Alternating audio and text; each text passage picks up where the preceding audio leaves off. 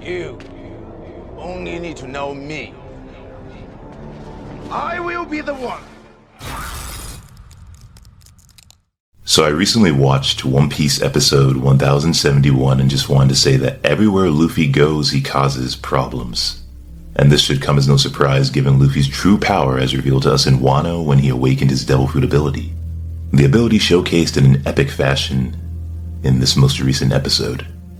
I don't want to go over every arc where this is proven because I'm sure many of them come to mind in terms of Luffy going crazy and causing trouble. Starting from East Blue to Alabasta, the Sky Islands, Water 7, and Enies Lobby, skipping forward to Marineford and the Time Skip, which includes so many other examples of Luffy pulling up to your favorite island and everyone, all the dictators there and all the tyrants, putting up "We're closed" signs. Please go away. Please leave us alone. Wano is the most recent example with Kaido now bathing in a volcano, and I don't expect the final saga to be any different. And so it should come as no surprise that the Gorosei and Imu, who both have knowledge of the Void Century and might have lived during that period of time, the same era as Joy Boy, it should come as no surprise that they are afraid of what his return means, the disaster it spells for their world, for the world that Imu has created. Since Joy Boy disappeared in the distant past and broke his promise. And at the end of the video, I plan on dropping a crazy connection between Joy Boy, Roger, and Luffy that I'm not sure many have made yet.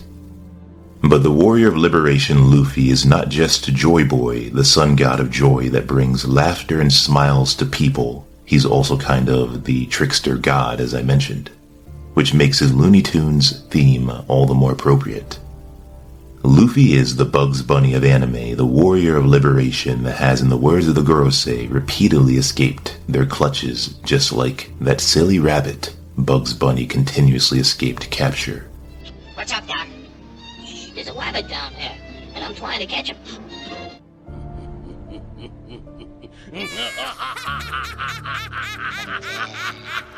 Confidentially, I am a rabbit! Bugs Bunny is known for being one of the most iconic cartoon characters created by Warner Brothers. He is famous for his quick wit, playful personality, and his catchphrase, "What's up, Doc?"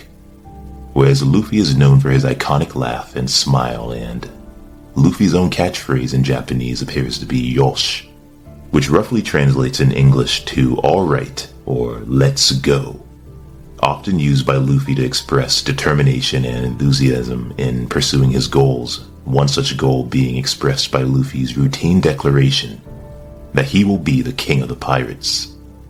Luffy wants to be Pirate King because the Pirate King is the freest man on the seas, and not only is Gear 5 and the power of the sun god Nika the most ridiculous power in the world, it is also an answer to people's dreams, including Luffy's, to become the Pirate King and therein the freest person on these seas, as Gear 5 is the freest ability. Luffy has the power of freedom itself. He embodies freedom. The freedom of imagination, just as cartoons are incredibly imaginative. Vegapunk told us that Devil Fruit users exist on another plane, another dimension, and another world completely different than our own. And this is most likely realized when they awaken to that reality, kind of like living inside of a dream. And the animation of Gear 5 in episode 1071 seems to support this, as we see the world through Luffy's eyes as if we were in the dream with him, in this alternative universe or dimensional setting. Everything feels freer, goofy, loony, and cartoonish. The awakening of Gear 5 has turned the world into Luffy's playground. And I don't think we should underestimate what this power means for the rest of the story, or why it has returned now. If you thought Luffy was a force of liberating chaos before he awakened Gear 5, just wait and see what Luffy does to close out the story. For the world has not seen Joy Boy return for quite some time, and I would imagine, just as Roger said with a laugh how he wished to have been born in Joy Boy's era, that the era of Joy Boy, the era Joy Boy lived in, was utterly insane. So we've established that Oda has in some way planned for Luffy to be the Looney Tunes of anime since day one. even having Luffy in one translation for Chapter 1 express how much happier and joyful he felt after eating the Gomu Gomu no Mi Devil Fruit of the Sun God. It's time to consider, then, the most immediate possibility of this chaos taking shape. Egghead Island. All the signs point to a major incident happening here or thereafter. I don't know if this is the foreshadowed, the stated day of disaster that has long been foretold by the fortune teller, Madame Charlie of Fishman Island.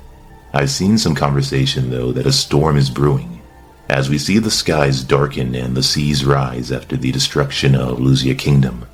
A great storm is coming, and while Monkey D. Dragon might embody the very storm itself, Luffy wearing the straw hat and Madame Charlie's prediction will likely bring disaster.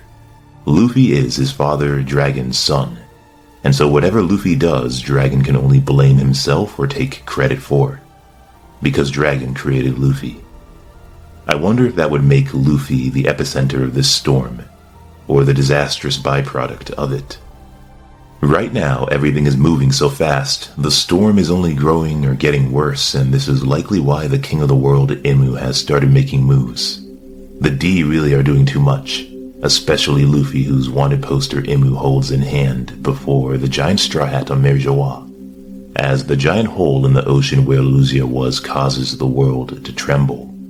The fact that we nostalgically return to Fuchsia Village is important in East Blue, where we see the old man that questioned whether Luffy was pursuing his dream or his destiny.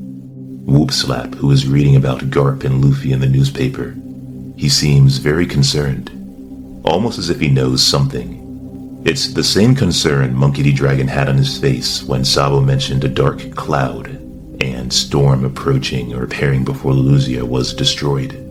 The coming disaster had everyone on edge, and it can't be a coincidence that all of these events rightfully fall under the Egghead Island arc.